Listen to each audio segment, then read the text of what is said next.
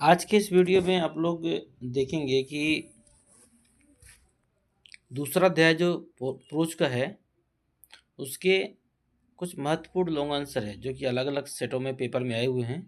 लेकिन हमने प्रयास किया है कि मैक्सिमम प्रश्नों को सेपरेट करके एक बेहतर आंसर बनाया जा सके। देखिए, इसमें पहला प्रश्न है, how is Mukesh different from the other Bengal maker of Firozabad. किस प्रकार जो मुकेश था वह अन्य बेंगल मेकर चूड़ी बनाने वालों से भिन्न था फिरोजाबाद में। अगला प्रश्न है, describe the deplorable plight of the bangle maker. मतलब बेंगल मेकर की चूड़ी बनाने वालों की जो बुरी दशा थी उसका वर्णन करना। ये 2023 में आया हुआ है। तीसरा प्रश्न है, describe the life of people working in the glass Bengal industry. 24-25 में आया है। इसमें बताता है जो बेंगल इंडस्ट्री कांच उद्योग में जो लोग काम करते थे उनकी दशा का वर्णन करो, जीवन का। What for is the city of Firozabad famous. Firozabad शहर क्यों प्रसिद्ध है। मतलब ये सारे प्रश्न लॉन्ग आंसर के रूप में पूछे गए हैं और इनको सेपरेट करके एक ही उत्तर बनाया गया है। तो मोस्ट इंपॉर्टेंट प्रश्न ध्यान दीजिएगा, हो सकता है आपको इस वर्ष की परीक्षाओं में भी देखने को मिले। The city of Firozabad is famous for its glass Bengal industry. जो फिरोजाबाद शहर है वह अपने यहाँ ग्लास बेंगल इंडस्ट्री के लिए प्रसिद्ध है, मतलब कांच उद्योग के लिए प्रसिद्ध है। द बेंगल मेकर्स जो चूड़ी बनाने वाले लोग हैं और फिरोजाबाद में live a very poor and sad life. वो बहुत ही गरीब और दुखी जीवन जीते हैं। दे वर्क वो काम करते हैं in hot and dark place. वह गर्म और अंधेरी जगह पर काम करते हैं पूरा दिन। They earn very little money बहुत ही कम धन कमाते हैं। दे आर ट्रैप्ड वे फंस चुके हैं इन पावर्टी गरीबी में। And can not change their life और उनके जीवन में कोई परिवर्तन नहीं हो सकता है। दियर लाइफ उनका जो जीवन है इज फुल ऑफ पेन दर्द से भरा हुआ है एंड हार्डशिप और दुखों से भरा हुआ है। बट मुकेश इज डिफरेंट लेकिन मुकेश भिन्न है from the other Bengal maker of Firozabad. लेकिन मुकेश फिरोजाबाद के अन्य चूड़ी बनाने वालों से बिल्कुल भी भिन्न है। He does not want to follow the family tradition. वह पारिवारिक व्यवसाय को आगे नहीं बढ़ाना चाहता है।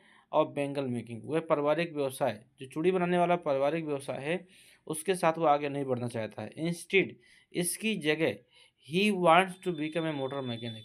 इसके स्थान पर वह एक मोटर मैकेनिक बनना चाहता है। And learn to drive a car और एक कार को चलाना सीखना चाहता है। ही हैज़ ड्रीम्स उसका सपना है। Has courage to do something new life उसका सपना है कि वह अपने जीवन में कुछ नया करे, अनलाइक अदर दूसरों की तरह नहीं। Mukesh wants to break Mukesh तोड़ना चाहता है फ्री फ्रॉम पॉवर्टी गरीबी की रेखा को। एंड चेंज हिज फ्यूचर और अपने भाग्य को बदलना चाहता है। देखिए, प्रश्न कठिन हो सकता है यदि उसकी लैंग्वेज सही ना होगी, उस आंसर को पढ़ने में दिक्कत हो सकती है।